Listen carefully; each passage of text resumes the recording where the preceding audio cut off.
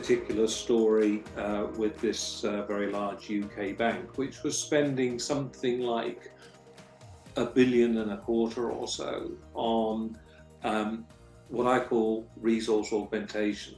Now, this is statement of work workers. It's not even contingent workers. This is people provided by Accenture, by Infosys, by Tata Consulting Services, and also by PwC. Sorry, Patrick. But a whole bunch of people who don't figure on the radar because a lot of the time they're actually being churned up through purchase orders and procurement. But we were at this point where we'd just gone through COVID and we needed to reduce our costs. What are we going to do? And all of a sudden that number turned up saying, we're spending all of this lot on external staff. Why are we doing this? We need to reduce the numbers. Now, I want to pick up on a couple of questions that people have sort of thrown up. What's the catalyst for this? It can be any number of things, but you can bet your bottom dollar that one of the most important and almost essential catalysts for introducing strategic workforce planning is looking to try to save money. Now, there are a whole lot of other benefits which come from doing this, but saving money is always going to press a number of people's buttons. The two elements which you need in this is a business case and the data that can support that. And we were in a fortunate position where we were starting to build data on our extended workforce at the same time as we were our permanent staff. And from that, we could tell that over a 5-year period, our investment budget, which again was about $1.25 billion, was staying more or less static over that time. And yet 50% of the software engineers that we hired to fulfill that budget were part of the extended workforce. It no longer made sense. And that was because all of these people were being hired in ones and twos by individual managers. We weren't looking at the whole thing strategically. We weren't looking at what potential economies of scale there were.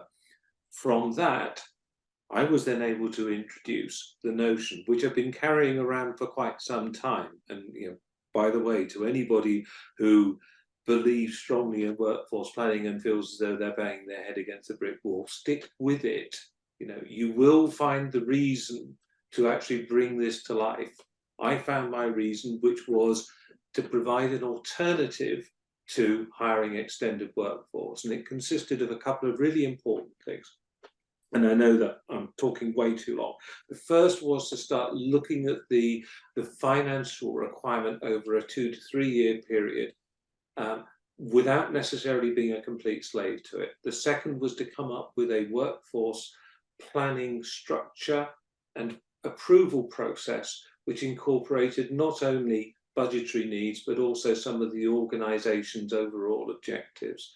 Then to have the fulfillment channels in place and able to respond to the plans that were coming out, because a workforce plan buys you time to do things differently. It buys you learning and development planning. It buys you capacity planning for your TA function. It buys you the ability to go to external suppliers and say, we now know roughly what we're going to want over the next 2 to 3 years, so please give me some discounts. It means you can do a whole bunch of things differently to how you might otherwise have done it. The result, here's the punchline, $180 million saved on extended workforce over a 2-year period. And there's more to come on that. It's compelling. The savings, I want to emphasize this, Raleen sort of kind of said this, alluded to this, the savings are mad, absolutely mad. And you could be quite easily accused of being completely sort of off your trolley, that's an English expression, for suggesting that level of saving. But it is there. Operational efficiency, unit cost reduction, you name it. This is a good thing.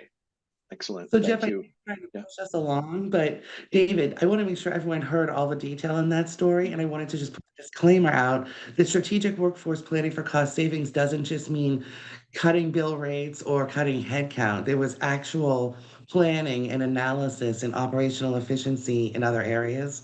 So just keep Yes. an eye out, folks, for the fall of, you know, cost savings, cut heads, cut prices. That's not the answer. It's the opposite of strategic, because what David achieved is far greater than you could ever get just by slashing headcount and cutting your bill rates, right? So I just wanted to make sure everyone made note.